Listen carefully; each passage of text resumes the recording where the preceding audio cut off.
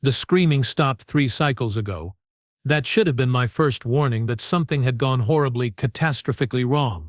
My name is Kira Velthane, and I'm dying on a planet that doesn't even have a proper designation. The Terran Coalition's stellar cartographers simply labeled it Hellscape-Seven and called it a day. Charming, right? Nothing quite says vacation destination like a name that literally translates to place where hope goes to die. I pressed my bleeding palm against the jagged rock wall, feeling the acidic minerals burn through what remained of my environmental suit. The pain was becoming a constant companion now, like that annoying friend who never knows when to leave. My species, the Velthane, weren't exactly built for this kind of punishment. We are more of the elegant diplomacy over cocktails type rather than the survive in a nightmare hellscape while being hunted by apex predators variety. The irony wasn't lost on me. 3 rotations ago I'd been sitting in the command deck of the research vessel Starweaver, sipping synthesized kava and reviewing xenobiological surveys. Now I was crouched behind a boulder the size of a small building, listening to something with far too many teeth prowling just beyond my line of sight. It started when our deep space exploration mission received a distress beacon from this godforsaken rock. Standard protocol demanded investigation. Standard protocol, as it turns out, has a remarkable talent for getting people killed. The beacon originated from a crashed human vessel. Humans, even now, bleeding and probably dying. I had to suppress a bitter laugh. The Galactic Council had spent decades debating whether these particular primates were civilized enough to join interstellar society. Meanwhile, they'd been quietly building one of the most formidable military forces the galaxy had ever seen. Our captain, a pompous Heralian named Vos Krentak, had dismissed the human distress call as primitive noise from primitive beings. He'd ordered a minimal rescue team. Just me, my research partner Jax Morvan, and 2 security officers who looked like they'd rather be anywhere else in the universe. That was before we discovered what had destroyed the human ship. The creatures on Hellscape-Seven weren't just predators. They were architects of terror, designed by evolution or perhaps something far more sinister to be the perfect killing machines. 8 feet tall, with obsidian black carapaces that seemed to absorb light itself, 4 arms ending in claws that could slice through reinforced hull plating like it was tissue paper. And the sounds they made. A combination of chittering insects and dying machinery that bypassed rational thought and went straight to the primal fear centers of the brain. We'd called them Reapers. Original, I know, but when you are watching your colleagues get torn apart by nightmare creatures, creativity takes a backseat to basic survival. The attack came without warning. One moment we were scanning the human crash site. The next we were running for our lives as a swarm of Reapers poured out of hidden cave systems like some twisted flood of death. Jex didn't make it 50 meters. The security officers lasted marginally longer, which wasn't saying much considering their tactical retreat mostly consisted of screaming and firing wildly in all directions. I'd managed to reach the relative safety of a narrow canyon, but safety was a relative term when dealing with creatures that could climb sheer rock faces and had apparently evolved specifically to hunt anything with a pulse.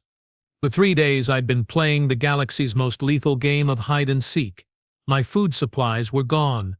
My water recycler had been damaged in the initial escape. Most critically, my communication array had been shattered when I'd taken an unfortunate tumble down a rocky slope while being chased by something that sounded like a fusion reactor, having a nervous breakdown. The Starweaver crew assumed I was dead.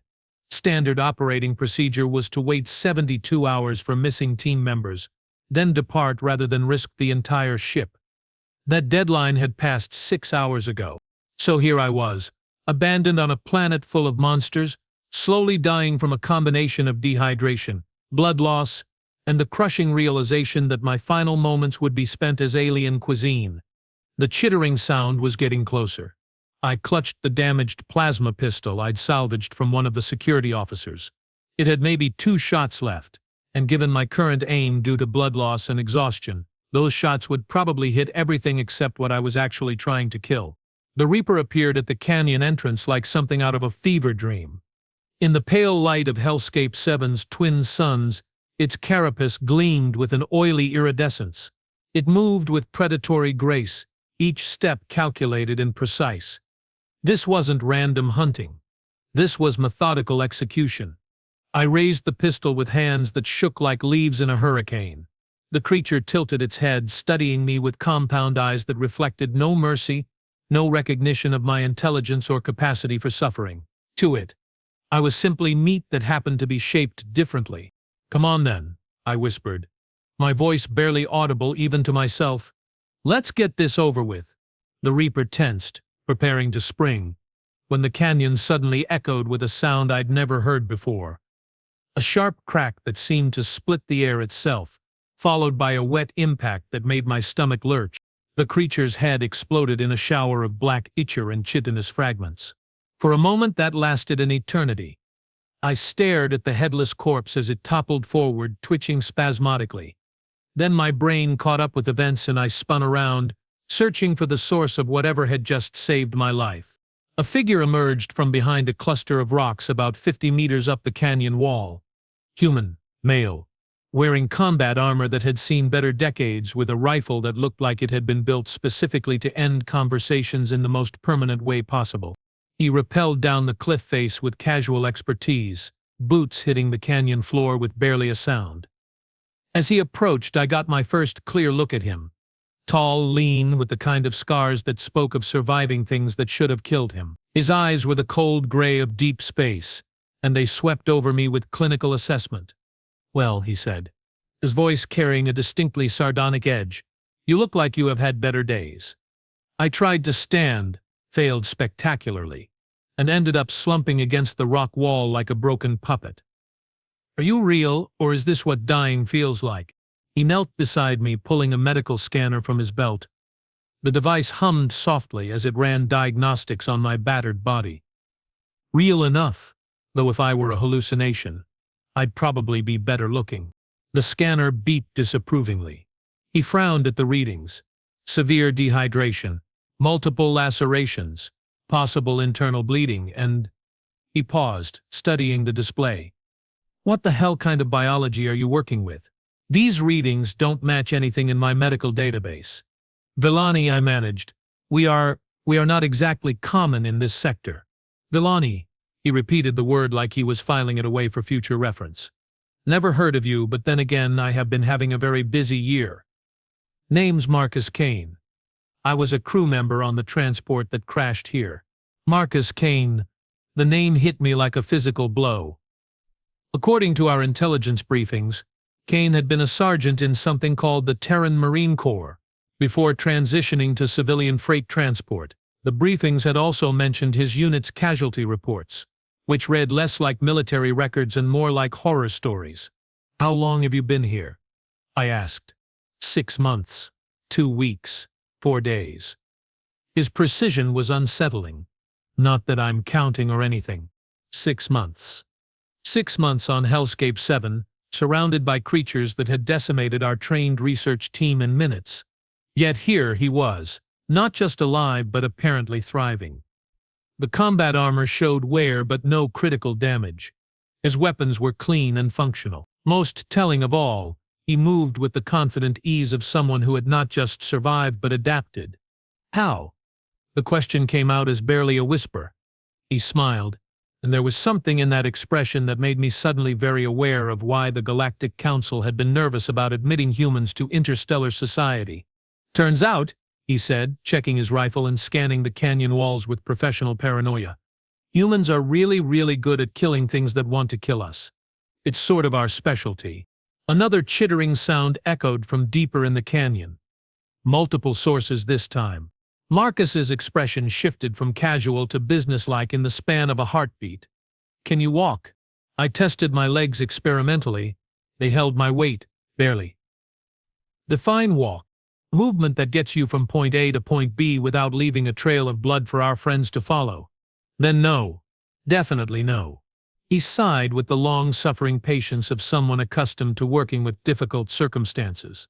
"Right, Plan B it is." Plan B.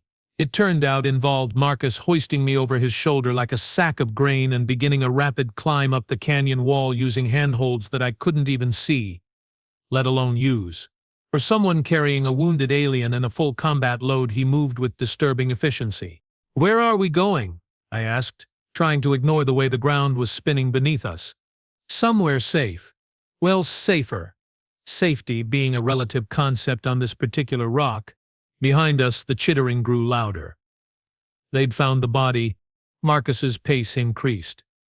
You know, he said conversationally, as if we were taking a leisurely stroll instead of fleeing for our lives, when I signed up for freight transport duty, the recruiter never mentioned the possibility of being stranded on a death world with creatures that looked like they escaped from someone's worst nightmares.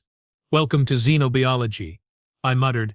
It's not all cataloging pretty flowers and peaceful herbivores. Yeah, I'm getting that impression.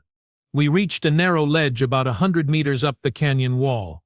Marcus set me down carefully, then began examining what looked like solid rock. After a moment, a section of the stone face swung inward, revealing it to be an expertly camouflaged door. Home sweet home, he said, helping me inside. The space beyond was larger than it had any right to be.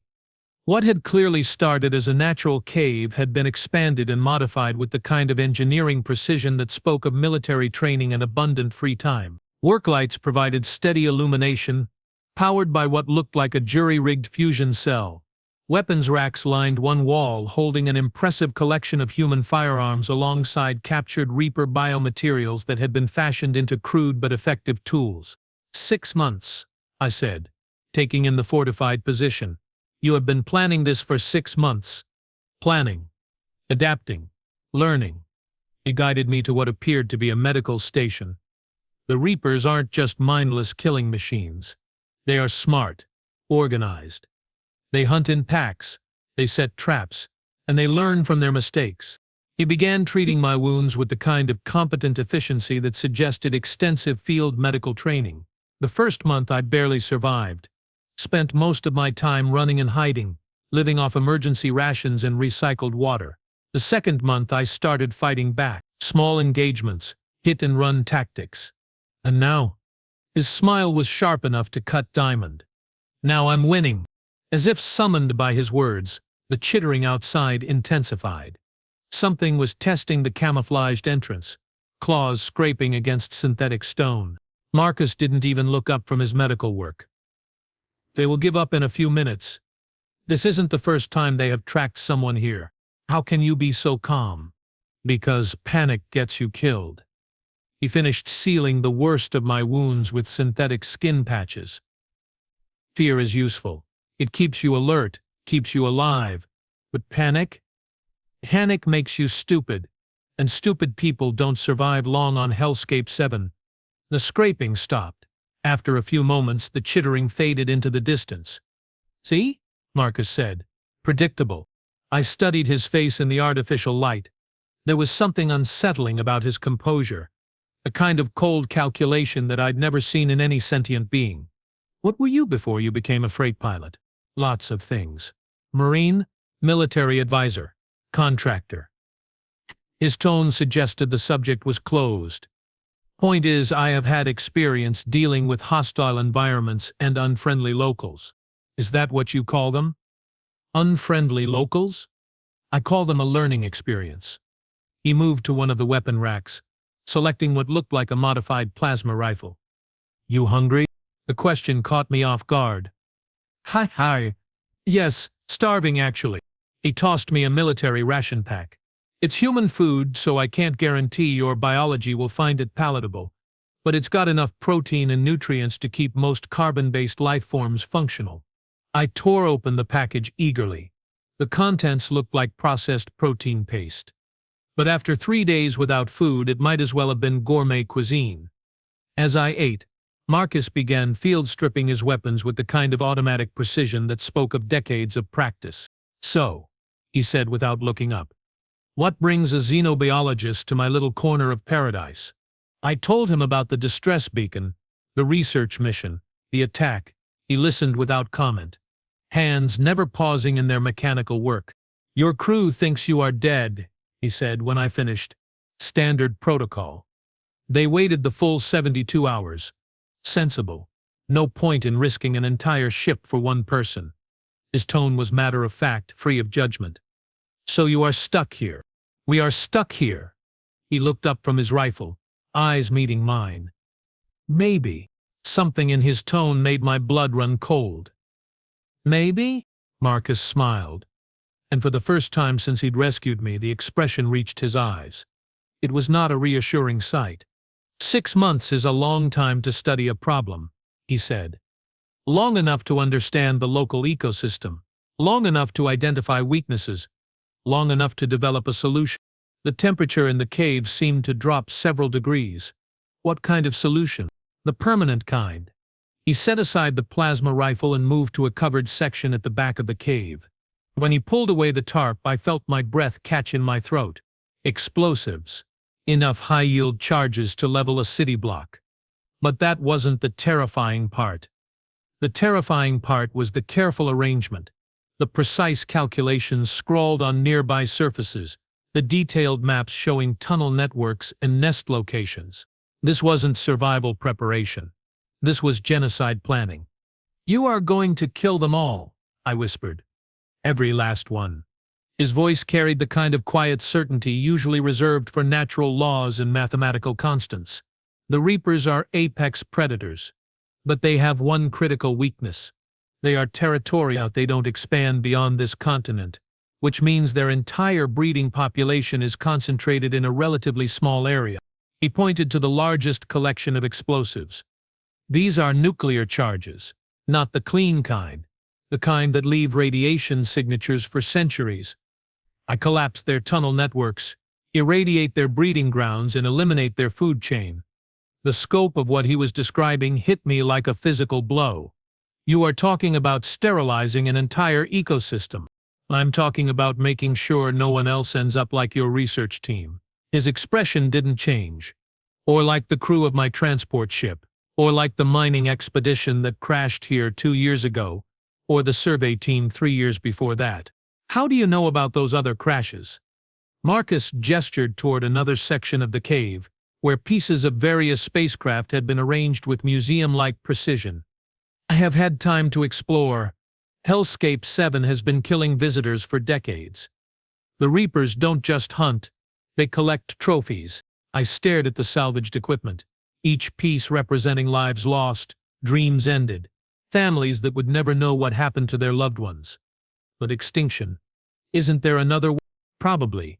He began checking the charges with professional thoroughness. "But I'm not a diplomat or a xenobiologist or a galactic peacekeeper. I'm a soldier. And soldiers solve problems the way soldiers are trained to solve problems. By killing everything that moves? By eliminating threats permanently." The casual way he said it made my skin crawl. This wasn't bloodthirsty violence or mindless revenge. This was calculated, methodical, and utterly without mercy. He'd studied his enemy, identified their vulnerabilities, and developed a solution that would ensure they could never threaten anyone again. It was also absolutely, completely insane. "You can't be serious," I said. "Ecological implications alone will be someone else's problem."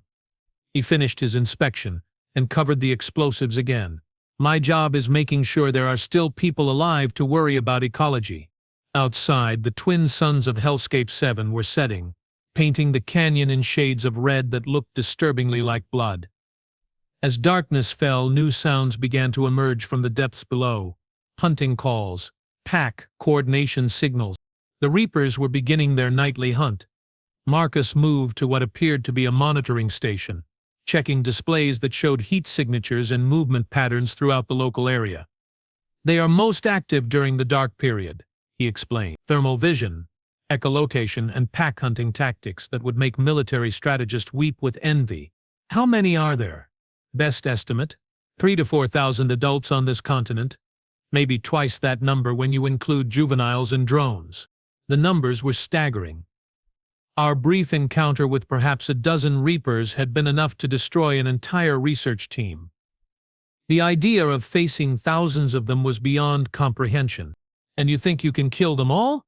Marcus turned from the monitors, and in the pale light of the displays, his face looked like something carved from stone.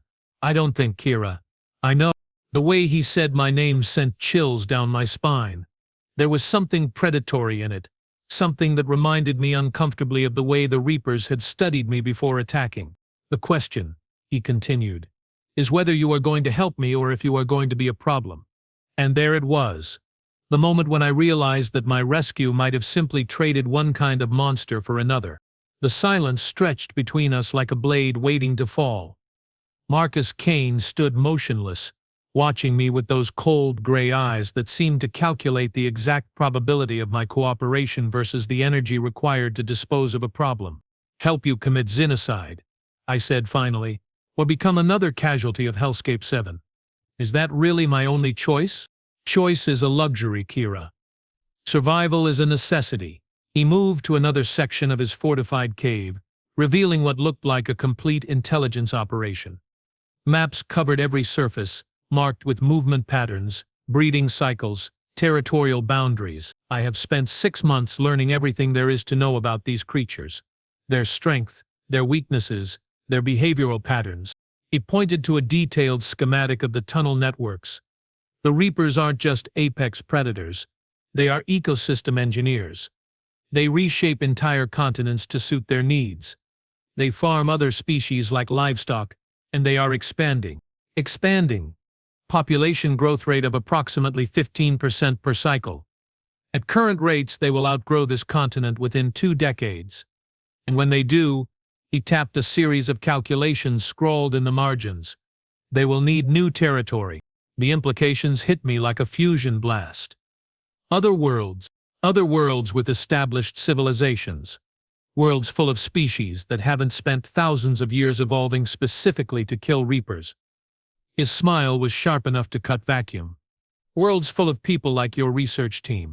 I stared at the maps, the calculations, the cold mathematical certainty of it all. "You are talking about preventing an interstellar war. I'm talking about preventing the extinction of civilized life in this sector." Marcus moved to his weapon racks, selecting what appeared to be a modified fusion cutter. The Galactic Council loves to debate ethics and morality while entire species get wiped from existence. Humans prefer more direct approaches to problem solving. Direct approaches like genocide. Direct approaches like taking action before the problem becomes unsolvable. He began making adjustments to the fusion cutter with the kind of casual expertise that suggested he'd done this many times before. "Tell me, Kira, how many species has the Galactic Council saved through diplomatic negotiation with creatures that view intelligence as seasoning?" The question stung because I knew the answer. 0. The Council's preferred method of dealing with apex predator species was quarantine and avoidance. It was a policy that worked reasonably well when the predators stayed put. "So you appointed yourself judge, jury, and executioner." "I appointed myself soldier. The rest comes with the territory." He finished his work on the fusion cutter and set it aside. "You want to know the real difference between humans and the rest of galactic civilization? We understand that sometimes the only moral choice is the one that keeps the most people alive." Outside, the hunting calls were getting closer. The monitoring station showed heat signatures moving through the canyon below in coordinated patterns. Pack hunting at its most efficient. "They are learning," Marcus observed, studying the displays. "Yesterday they tried a direct assault on this position. Today they are using flanking maneuvers. Tomorrow they will probably try siege tactics." "You sound almost impressed." "I am impressed. They are magnificent predators. Perfect killing machines shaped by millions of years of evolutionary pressure." He turned from the monitors, and his expression was utterly without mercy. "Which is exactly why they need to die." The cognitive dissonance was staggering. Here was a being who could appreciate the beauty of a species while simultaneously planning its complete annihilation. It was like listening to an art critic explain why a priceless painting needed to be burned. "How?" I asked. "How do you live with yourself?" "By remembering what I found in the wreckage of my transport ship." Marcus moved to yet another section of the cave, this one covered by a tarp that looked like it hadn't been disturbed in months. "By remembering what the Reapers did to my crew." He pulled away the covering, revealing a collection of personal effects arranged with funeral precision. Photographs, letters, small mementos that spoke of lives lived and dreams interrupted. Sarah Martinez, engineer, had a daughter back on Terra who was supposed to graduate from the academy this year. He picked up a photograph showing a woman with kind eyes and grease-stained coveralls. The Reapers kept her alive for 3 days. I could hear her screaming. My throat constricted. "Marcus?" "Jake Thompson, communications officer." 22 years old. Wanted to explore the galaxy and write poetry about distant stars. Another photograph, this one of a young man with an eager smile. They used him for breeding experiments. He was conscious until the end. Stop. David Liu, pilot. 30 years of military service, planning to retire after this mission and open a restaurant on Luna Station. A third photograph, older man with laugh lines and steady hands. They kept his head as a trophy. I found it mounted in their nest like some kind of goddamn war prize. I felt bile rising in my throat. I said stop.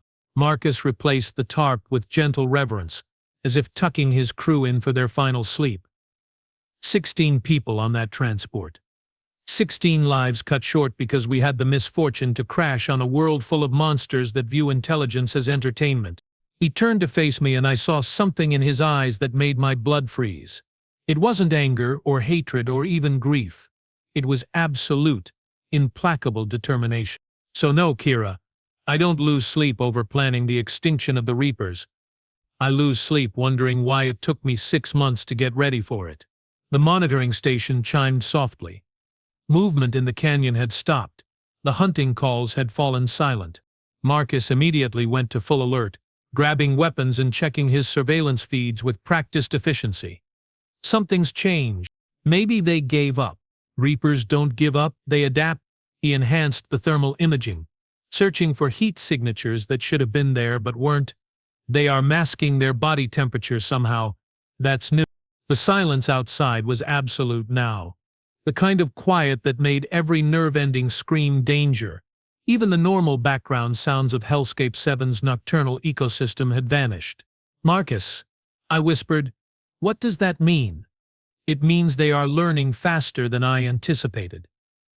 He moved to what appeared to be an emergency weapons locker, pulling out armaments that looked like they could level city blocks. And it means we are about to find out just how smart they really are.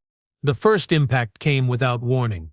The entire cave structure shook as something massive struck the camouflaged entrance. Not claws scraping or probing attempts. This was coordinated demolition. Shaped charges, Marcus said with grim admiration. They reverse-engineered explosives from ship wreckage. Clever bastards. A second impact, stronger than the first. Chunks of synthetic stone scattered across the cave floor. The lights flickered ominously. How long will the entrance hold? At this rate, maybe 10 minutes. He was moving with controlled urgency now, gathering specific equipment and weapons. But that's not our biggest problem. What's our biggest problem? The fact that they are not trying to break in. He pointed to the monitoring displays, which showed heat signatures moving throughout the canyon system. They are sealing us in. Classic siege warfare. Cut off escape routes, control resources, wait for the enemy to weaken. The implications were terrifying. If the Reapers had learned to use explosives and coordinate siege tactics, they were far more intelligent than anyone had realized. They weren't just apex predators, they were military strategists. So what do? Marcus smiled, and there was something absolutely terrifying about the expression. We give them exactly what they want. He moved to the covered nuclear charges, beginning activation sequences with the kind of calm precision usually reserved for brewing morning coffee. They want us trapped in here. Fine, let's see how they handle a contained nuclear detonation. You are going to detonate those charges in here. With us in the cave? Not all of them. Just enough to collapse this section of the canyon and take out whatever's directly above us. He continued his preparations without pausing. The radiation will disperse through their tunnel networks, and the seismic shock will trigger the larger charges I have placed throughout their breeding grounds. The scope of his planning was staggering. He turned their siege tactics into the trigger for his own genocidal weapon. That's insane. That's warfare. Another impact shook the cave. This one was strong enough to crack the ceiling. Sometimes the only way to win is to make sure your enemy can't survive their victory. I watched him work. This human who planned extinction with the same methodical care that others might use to plan a garden. There was something deeply unsettling about his competence, his absolute certainty that mass murder was not just justified but necessary. What about us? There's a escape tunnel at the back of the cave, leads to an old mining shaft about 2 kilometers from here. We will have maybe 30 seconds between detonation and cave collapse. 30 seconds? 25. If we are unlucky. The entrance was beginning to fail. Cracks spread across the synthetic stone like spider webs, each one allowing more sound and light to filter through. I could hear them now, chittering communications, and the scrape of claws on rock. They were preparing for assault. Marcus finished his work on the nuclear charges and moved to a communication console. I hadn't noticed before. Before we leave, there's something you need to understand about humans. He activated the console, revealing a transmission array that had obviously been jury-rigged from salvaged ship components. This planet has been killing visitors for decades, but until now, no one has fought back. Everyone who crashed here tried to survive, tried to escape, tried to hide, and you decided to exterminate them instead. I decided to solve the problem. He began entering coordinates into the transmission array. But first I'm going to make sure the galaxy knows what happened here. The display showed transmission data being packaged and prepared for broadcast.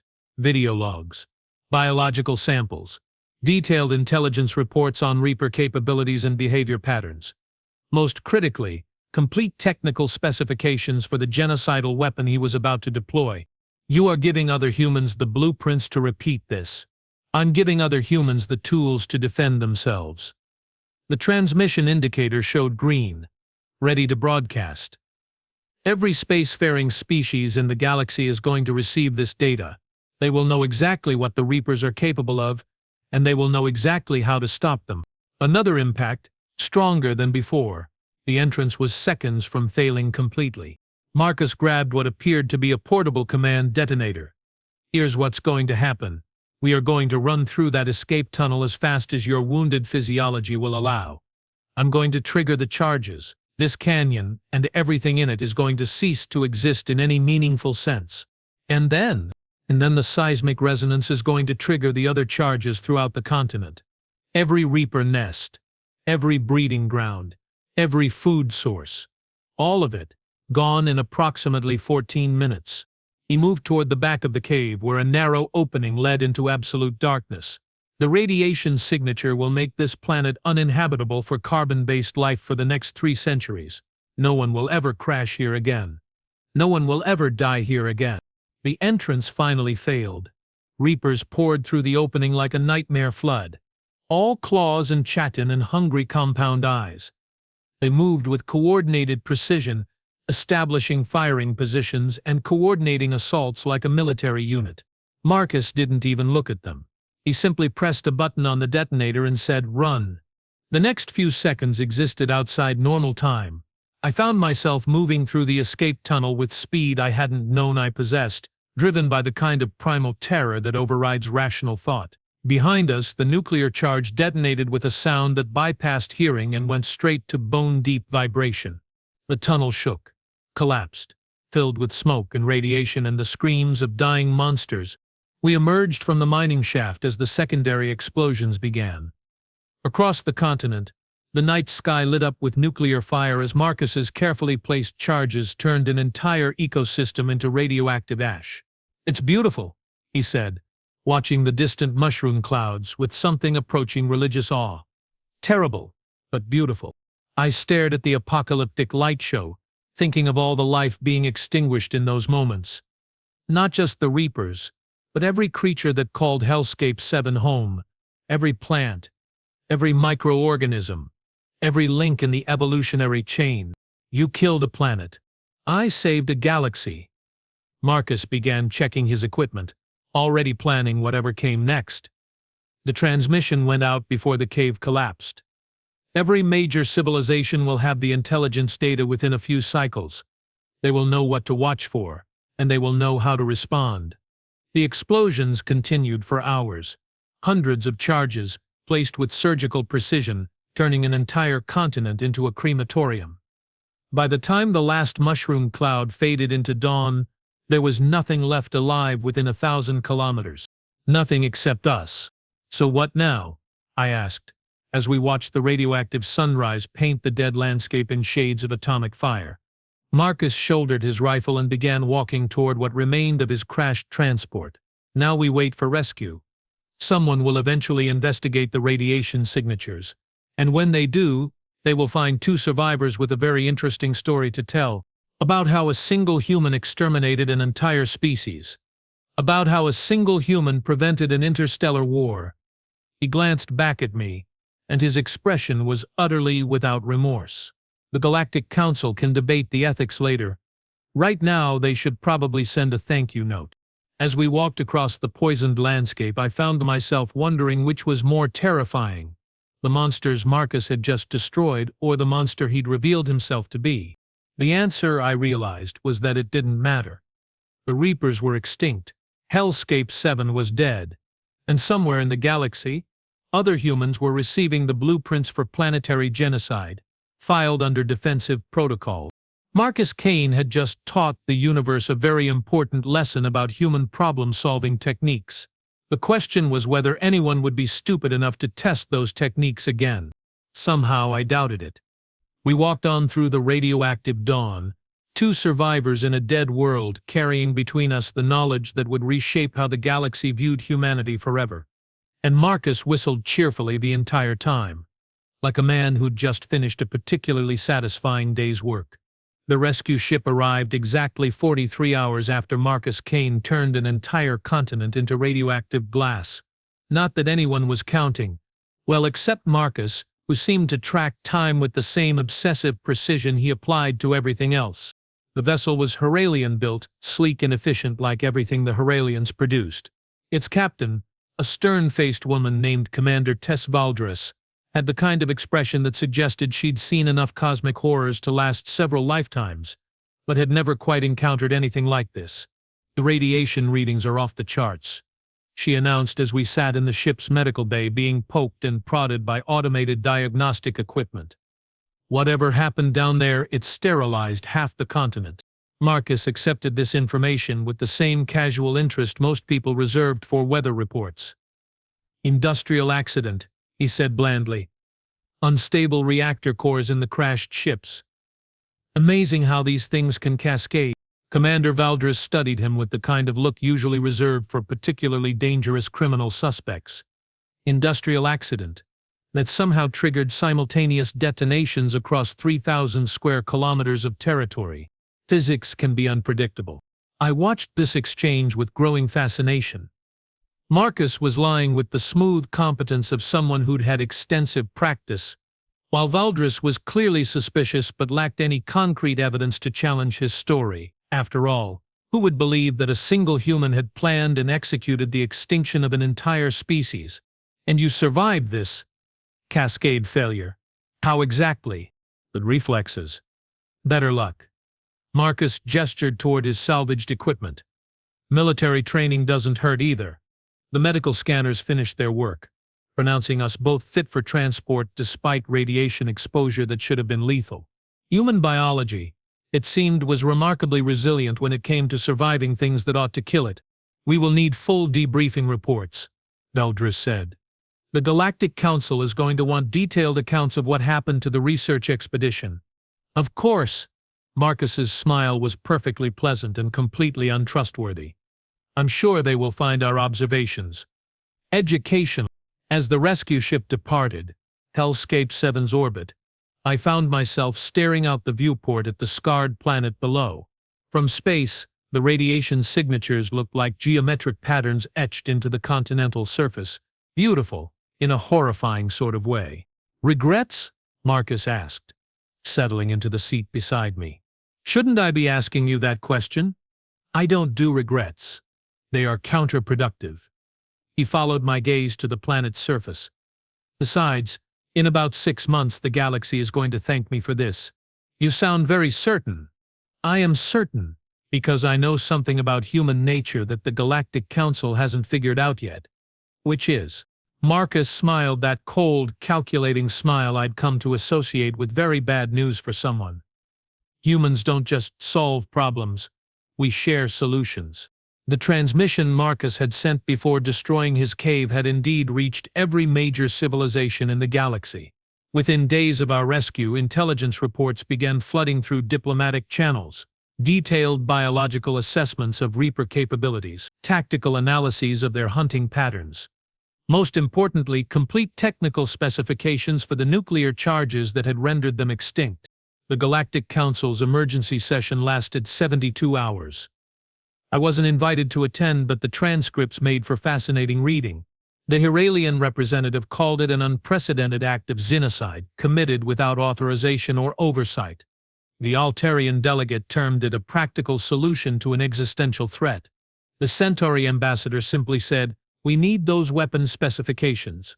Within a standard week, 17 different species had requested copies of Marcus's intelligence data.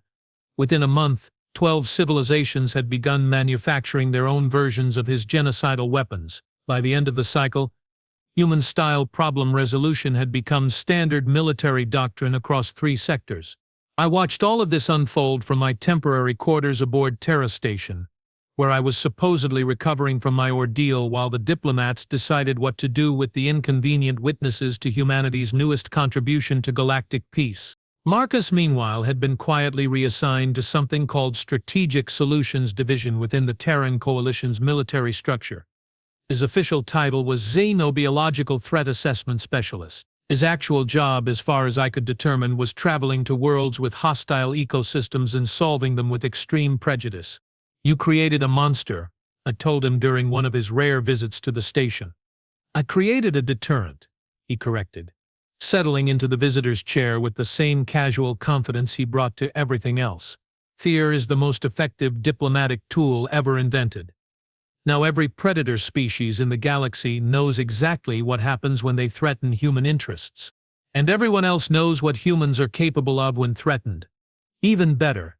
He pulled up a holographic display showing galactic political alignments. "Look at the data, Kira. Interspecies conflicts down 30% this quarter. Piracy incidents at historical lows. Even the hegemony worlds are being remarkably polite in trade negotiations." The statistics were undeniable.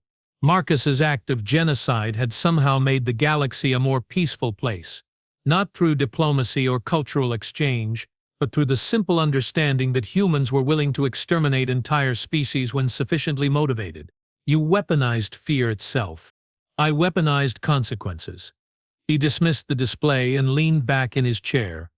"For too long, civilized species have operated under the assumption that intelligence equals mercy, that sophisticated beings won't resort to extinction-level responses no matter how severe the provocation. And you proved them wrong.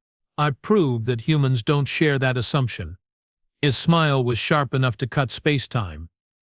"We are perfectly willing to be the monsters if the alternative is watching innocent people die." A soft chime indicated an incoming transmission. Marcus accepted it with a casual gesture, and the holographic image of a uniformed human officer appeared above the table. "Commander Kane, we have a situation developing in the Kepler system. Unknown hostiles, pattern consistent with hive mind predators. How soon can you deploy?" Marcus checked his chronometer. "Transport leaves in 6 hours. Send me the preliminary data." "Already transmitted." "And Commander, the locals have specifically requested human intervention. Seems your reputation precedes you." The transmission ended, leaving us in silence. Marcus began reviewing the tactical data with the same methodical attention he'd applied to studying the Reapers. "Another species that needs saving from itself?" I asked. "Another species that needs to learn there are consequences for threatening civilian populations." He paused in his review, looking up at me with those cold gray eyes. "Want to come along? I could use a xenobiologist perspective." The invitation hung in the air between us like a loaded weapon. Part of me wanted to refuse, to distance myself from whatever new horror Marcus was planning. But another part, a part I didn't like to acknowledge, was curious to see how his methods would work against a different type of threat. Why? Because someone needs to document what happens. Someone needs to tell the story from a non-human perspective. He returned to his data analysis. "Besides, you are probably the only person in the galaxy who understands both sides of what I do." "Both sides?" "The necessary evil, and the evil that's necessary." I found myself considering the offer despite every rational instinct screaming that it was a terrible idea. "What makes you think I won't try to stop you?" Because you have seen what happens when civilized people try to negotiate with creatures that view intelligence as a menu item. Marcus finished his review and stood, preparing to leave. And because deep down you know I'm right, he paused at the door, turning back with an expression I couldn't quite read. The galaxy is full of monsters, Kira. Some of them have claws and chitin. Others have ethics committees and diplomatic immunity. Guess which ones actually get people killed? After he left, I spent hours staring out at the stars, thinking about monsters and the humans who hunted them. Thinking about the choice between perfect moral clarity and imperfect survival. Thinking about the fact that somewhere out there, predator species were learning to fear the sound of human footsteps. The next morning, I submitted my request for transfer to the Strategic Solutions Division. 2 days later, I was aboard a military transport bound for the Kepler system, where Marcus Kane was about to teach another hostile species about the consequences of threatening human interests. The briefing materials made for disturbing reading. The creatures in Kepler were called devourers by the local inhabitants, a species of parasitic organisms that consumed neural tissue while keeping their hosts alive for weeks. They'd overrun 3 colonies in the past month, turning entire populations into living feeding grounds. Standard containment protocols have failed, the intelligence report concluded. Local military forces are requesting immediate human intervention under the Strategic Threat Response Doctrine. I looked across the transport's cabin to where Marcus sat reviewing weapon specifications with the same casual interest other people brought to reading entertainment feeds. "How long?" I asked. "How long, what? Before you turn their homeworld into radioactive ash?" Marcus considered the question with genuine thoughtfulness. "Depends on how quickly they learn to avoid human colonies. Could be days, could be hours." He smiled, that cold, predatory smile. "Could be minutes, if they are really stupid." The transport's captain announced our arrival in Kepler space. Through the viewports I could see the infected colonies, their surfaces covered with the organic structures the devourers used for large-scale neural harvesting. "Last chance to reconsider," Marcus said, checking his equipment one final time. I thought about the research team that had died on Hellscape-Seven. I thought about the Reapers and their trophy collections. I thought about all the civilized species who preferred diplomatic solutions right up until the moment they became someone else's lunch. "No," I said finally. "Someone needs to document this." "Good." Marcus stood and moved toward the deployment bay because this time I think we are going to set a new record for problem resolution efficiency. As our shuttle descended toward the infected colony world, I wondered if I was about to witness another act of necessary genocide, or if I was simply becoming complicit in the systematic murder of everything that threatened human expansion. The distinction, I realized, was probably academic. Marcus Kane had turned extinction into a diplomatic tool, and the galaxy was learning to speak his language. We landed on a world that smelled like death and fear, where parasitic organisms had turned entire cities into neural feeding grounds. Within 6 hours, Marcus had identified the devourer's primary breeding facility. Within 12 hours, he'd developed a plan for sterilizing their entire species. "The beautiful thing about parasites," he explained as he assembled another collection of genocidal weapons, "is that they are completely dependent on their host ecosystem. Eliminate the hosts, and the parasites die automatically. You are going to kill the infected colonists. I'm going to save the uninfected ones." He finished his preparations and smiled that terrible, efficient smile. Sometimes mercy looks exactly like murder. The trick is knowing the difference. As the nuclear charges detonated across 3 continents, turning another world into radioactive wasteland, I found myself wondering if Marcus Kane was humanity's greatest hero or its most dangerous monster. The answer, I suspected, was yes. And somewhere in the galaxy, other predator species were learning that humans didn't negotiate with monsters. We eliminated them.